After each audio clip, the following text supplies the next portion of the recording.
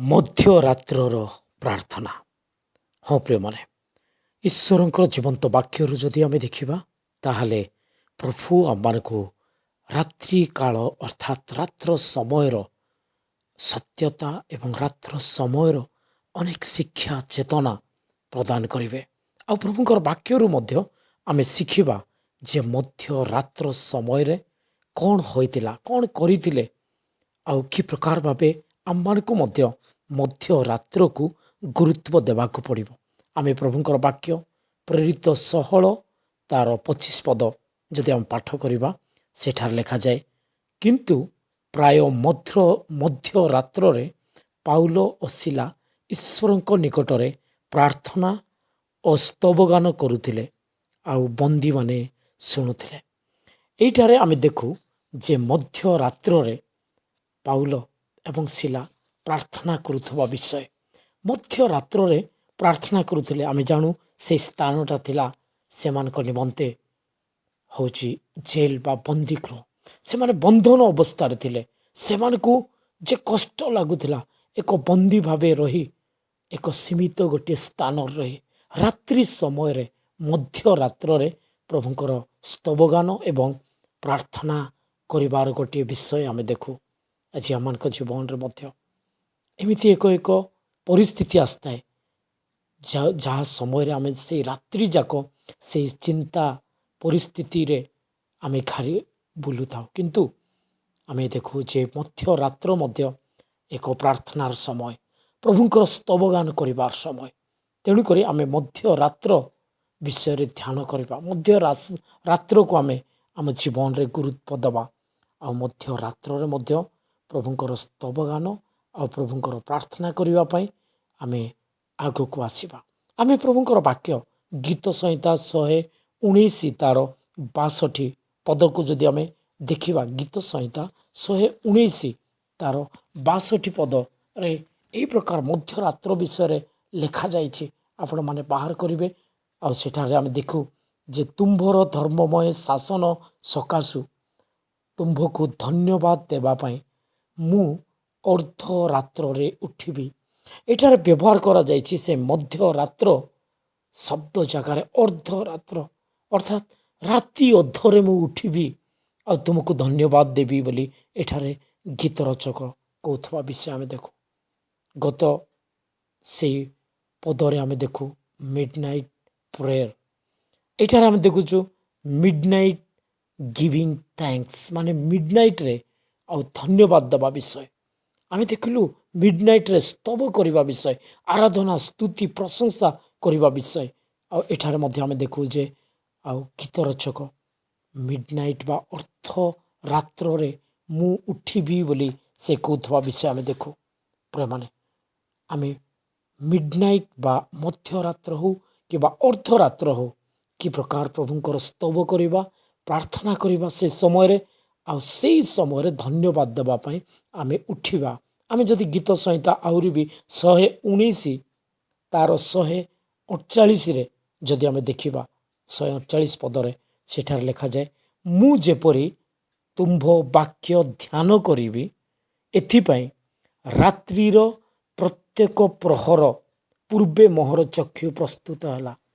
ଏଠାରେ ଦେଖନ୍ତୁ ରାତ୍ରିର ପ୍ରତ୍ୟେକ ପ୍ରହର, ଆଉ ସେଇ ପ୍ରହର ମାନ ମଧ୍ୟରେ ଆମେ ଦେଖୁ ମିଡନାଇଟ୍ ବା ଅର୍ଦ୍ଧରାତ୍ର ବା ସେଇ ରାତ୍ରି ସମୟର ସେ ପ୍ରହର ଗୁଡ଼ାକ, ଯାହାକି ଆମେ ଦେଖୁ ରାତ୍ରି କାଳ ବା ରାତ୍ରି ସମୟ।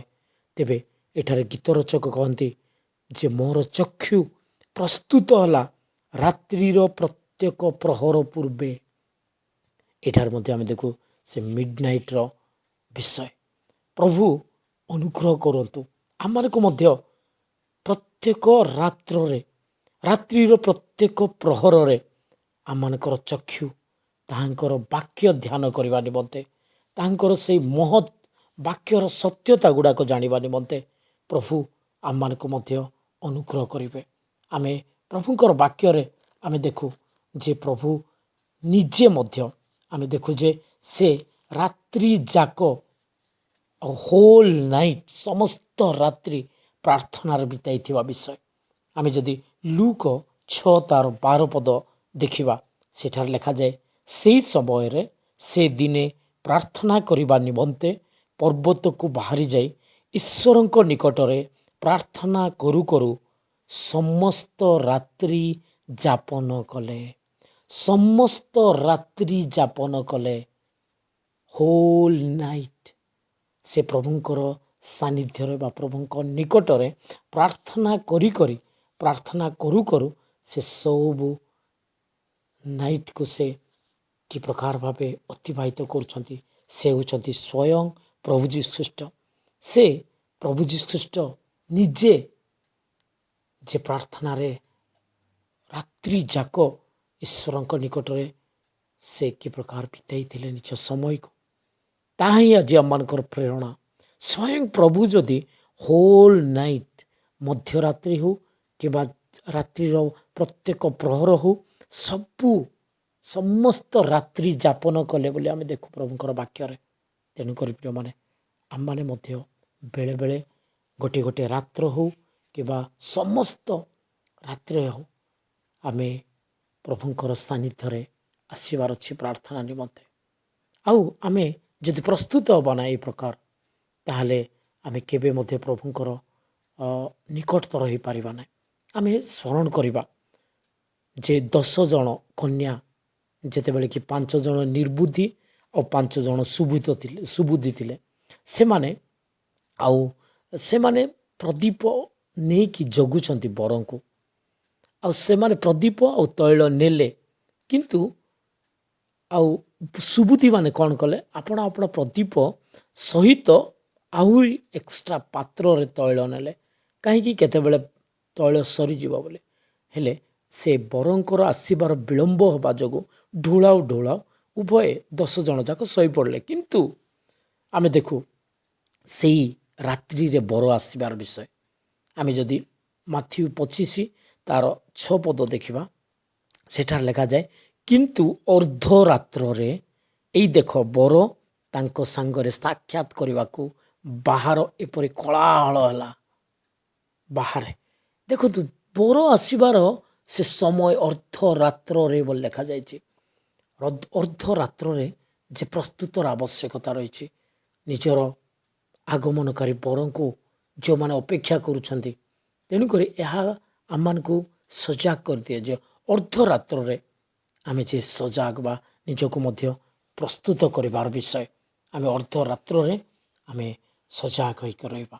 ପ୍ରଭୁ ଆମମାନଙ୍କୁ ସେହି ପ୍ରକାର ଭାବେ ରାତ୍ରି ହେଉ କିମ୍ବା ଅର୍ଦ୍ଧରାତ୍ର ହେଉ କିମ୍ବା ସମସ୍ତ ରାତ୍ର ହେଉ କିମ୍ବା ମିଡ଼୍ ନାଇଟ୍, ଯାହାକି ଆମେ ଦେଖୁ ସେ ରାତ୍ରିକୁ ଆମେ କି ପ୍ରକାର ଆମମାନଙ୍କ ଜୀବନରେ ଆମେ ଗୁରୁତ୍ୱ ଦେବାର ଅଛି। ଆମେ ଗୀତ ସଂହିତା 42 ତାର 8 ପଦ ଯଦି ଦେଖିବା, ସେଠାରେ ଲେଖାଯାଏ, ତଥାପି ସଦାପ୍ରଭୁ ଦିନ ବେଳେ ଆପଣା ସ୍ନେହପୂର୍ଣ୍ଣ କରୁଣା ଆଜ୍ଞା କରିବେ, ପୁଣି ରାତ୍ରି କାଳେ ତାହାଙ୍କ ଗୁଣଗାନ ଓ ଆମ୍ଭ ଜୀବନଦାତା ପରମେଶ୍ୱର ପ୍ରତି ପ୍ରାର୍ଥନା ମୋହର ସଙ୍ଗୀ ହେବ। ରାତ୍ରି ସମୟରେ ଯେ ପ୍ରାର୍ଥନା ମୋହର ସାଥ ଦେବ ବା ସଙ୍ଗୀ ହେବ ବୋଲି ଗୀତ ରଚକ କହୁଥିବା ବିଷୟ।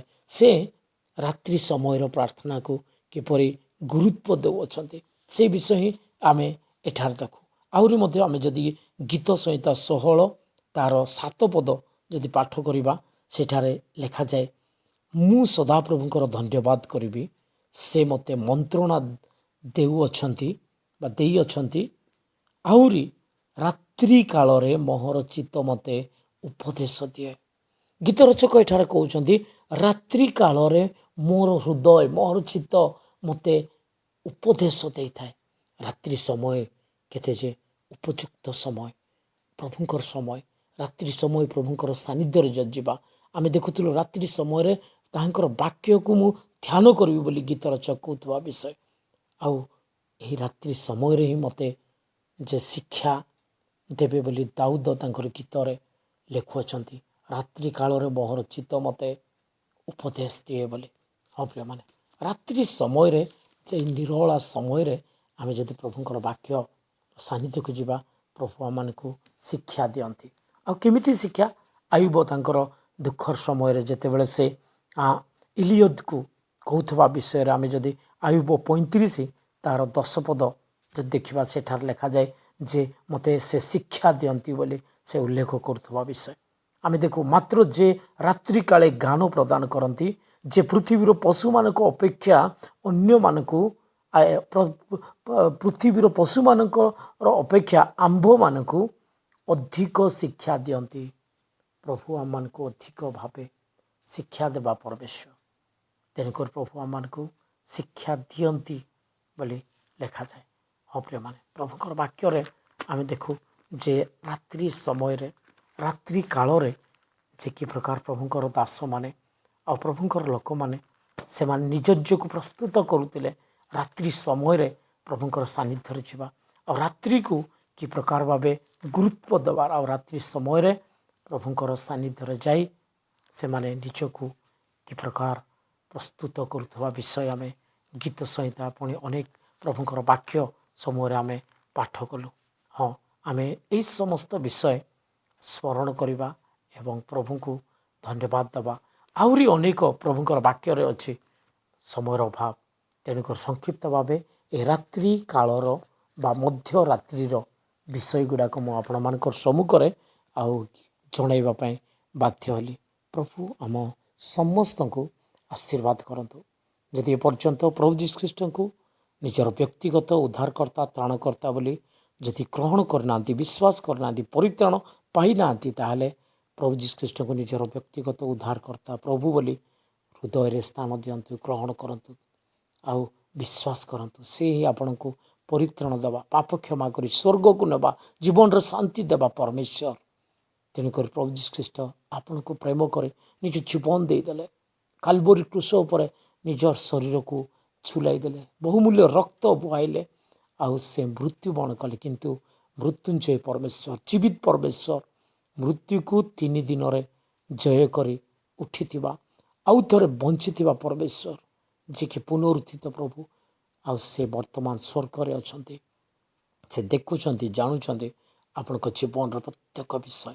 ତେଣୁ ସେହି ସତ୍ୟ ଜୀବିତ ପ୍ରଭୁଙ୍କୁ ନିଜର ପ୍ରଭୁ ବୋଲି ସ୍ୱୀକାର କରନ୍ତୁ, ବିଶ୍ୱାସ କରନ୍ତୁ, ହୃଦୟରେ ଗ୍ରହଣ କରନ୍ତୁ, ଆଉ ଆଗକୁ ଈଶ୍ୱରଙ୍କ ସନ୍ତାନର ଅଧିକାର ପ୍ରାପ୍ତ ହୋଇ ଈଶ୍ୱରଙ୍କର ରାଜ୍ୟର ଏକ ନାଗରିକ ହୋଇ ଆଉ ନୂତନ ସୃଷ୍ଟି ଭାବେ ପୁରାତନ ବିଷୟକୁ ସବୁ ଛାଡ଼ି ନୂତନ ବିଷୟରେ ଆଗକୁ ବଢ଼ନ୍ତୁ।